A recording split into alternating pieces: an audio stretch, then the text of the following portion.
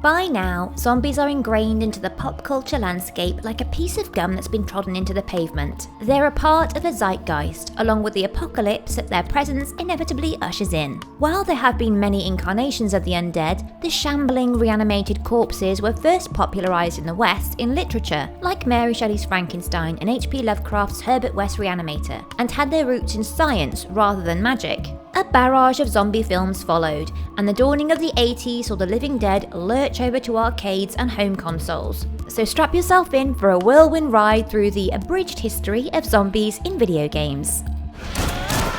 So many zombies they named it twice is not the case with Zombie. Generally considered to be the first proper zombie game, your mission is to fly a chopper around a 3D maze scouring the place for the undead. The zombies are largely placid things, which is quite lucky really, considering that whoever outfitted you for the mission shelled out for a chopper but didn't budget for anything as basic as a firearm. We're not asking for a minigun here, a pea shooter would have done the job. Bereft of a gun or even a lowly baseball bat, the master strategy is to catch the zombies' attention by sliding into their eyeline and luring them to the top of the nearest set of steps, or they'll promptly plunge to their death. And that is literally it. Things got marginally more exciting with Ubisoft's Zombie in 1986. Based on the film of the same name, you may be more familiar with the movie's alternate title, Dawn of the Dead. Your party of survivors hunkers down in a shopping mall, just like the film, and has to fend off stray zombies, and eventually grumpy bikers looking to cause trouble, before escaping in a helicopter and flying off into the sunset. If pants-soiling terror is more your speed, Japanese horror is the surest route to brown trousers time. That goes for games and films. Sweet Home released alongside the film of the same name that it was based on, and traps the player's party in a haunted mansion. Each of the characters has their own special skill or item to help them navigate the rabbit warren of a house that's plagued by ghosts, obviously, and zombies. If it sounds somewhat familiar, it should, and we've definitely seen that loading screen somewhere before. The game would serve as a basis for Resident Evil some 7 years later.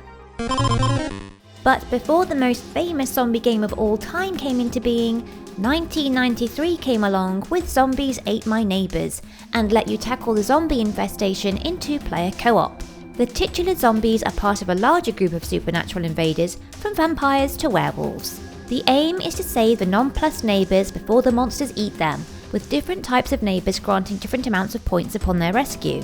So if you've ever wondered whether it was possible to put a numerical value on a human life, Zombies Ate My Neighbours taught us that yes it is. Sega's House of the Dead was a staple of every 90s arcade thanks to the schlocky story and light gun gameplay, which made the action feel far more visceral and urgent than it perhaps would have if it had been a home console title. The on-rail shooter takes 2 agents to the mansion and laboratory of a disturbed biochemist and geneticist, who has finally succumbed to the trope and made a bunch of zombies and other monsters, because why not?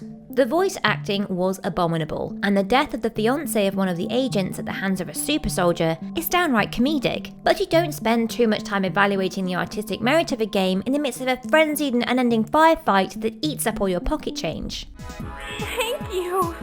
Meanwhile, over on home consoles, the director of Sweet Home had produced another survival horror title that would create a legacy of really unlucky but always plucky heroes who would take on the mighty Umbrella Corporation. Another mansion, another laboratory, another recipe for disaster. Initially intended as a remake of Sweet Home, Resident Evil is considered the first survival horror game, and with jump scares galore, it's no wonder. The title was hugely successful and zombies got a resurgence thanks to its popularity. It got the old spit and polish treatment for an HD remake in 2015.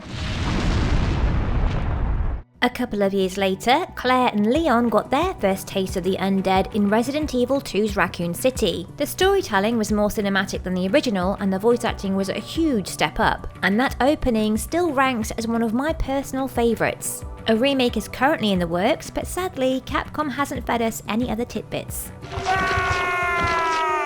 Almost 10 years later, Frank West became the star of his own Dawn of the Dead flavoured romp in Dead Rising. Trapped in a mall, he rescues other survivors, snaps candid zombie pics, and fashions ridiculous weapons from anything he has to hand.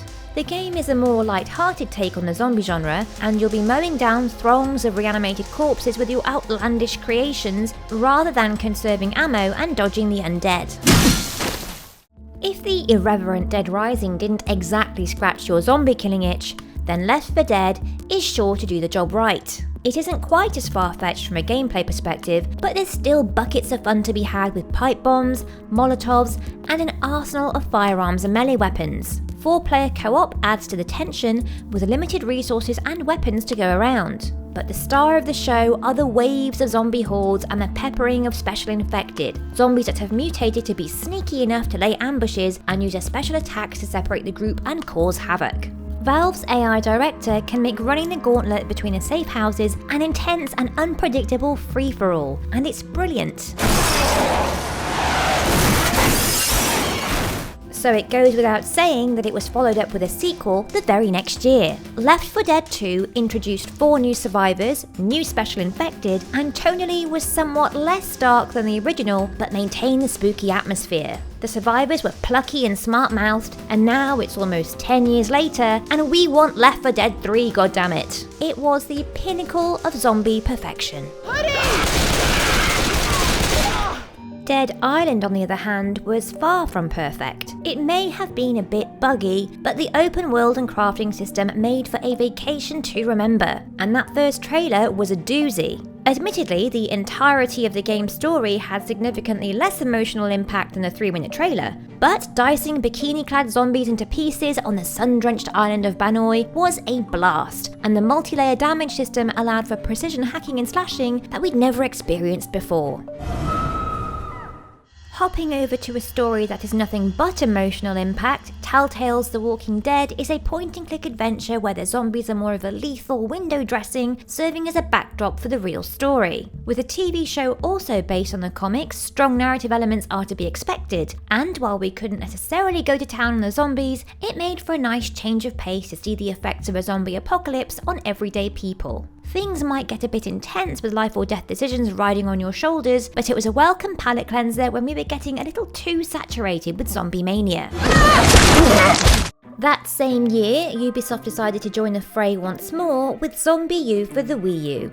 After all of the increasingly frenzied carnage we were exposed to over the last few years prior to its release, to say it was a change of pace would be an understatement. In a similar mechanic to Dark Souls, player death results in the whole inventory being left with the body, which reanimates while you spawn in as a new survivor. If you can find your old fleshy vessel and club its head in, you can reclaim your stuff. The oppressive atmosphere and permadeath made for a nail-biting experience, and the zombies themselves were terrifying and deadly. Zombie U reunited survival horror with the undead and came to console and PC just a few years later. 4 years after Dead Island, Techland upped their game with parkouring zombies. It sounds ludicrous, but it works. One of the core gameplay mechanics was a day and night cycle which turned the infected from shambling Romero-esque critters to the more athletically inclined Danny Boyle type, who will relentlessly pursue you for the chance of a juicy midnight snack. Like Dead Island, the ranks of the hordes were spiced up with special infected, but the addition of the nocturnal volatiles made any post-daylight escapades absolutely terrifying. The difference in day and night gameplay was like, well, day and night, and it struck the perfect balance. And that brings us to this year's zombie game of choice, The Evil Within 2.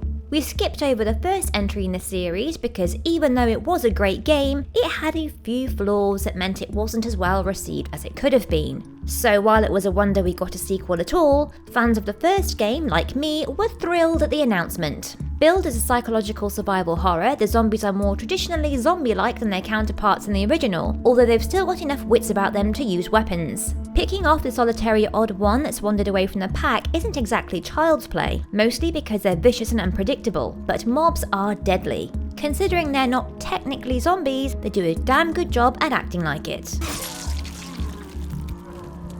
The undead are a staple of video games now and are firmly rooted enough to have their own subgenre. They've prevailed over vampires, skeletons, and werewolves because they indulge our proclivity for meting out violence on other humans, with the added bonus of them being dead already. And so taking pleasure in maiming them or bludgeoning them to death is perfectly healthy and acceptable. And so much fun! While we continue to wait impatiently for Left 4 Dead 3, you can let us know your favourite zombie-themed game in the comments, like this video if you enjoyed it, and subscribe to Logitech G for more weekly content. Thanks for watching.